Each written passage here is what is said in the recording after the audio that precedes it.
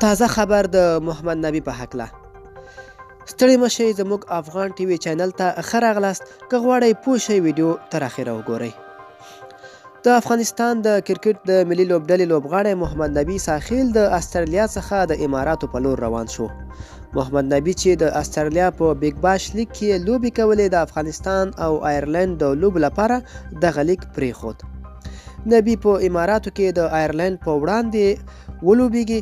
تمه ده افغانستان په اماراتو کې د آیرلند په وړاندې په زړه پورې لوبه وکړي.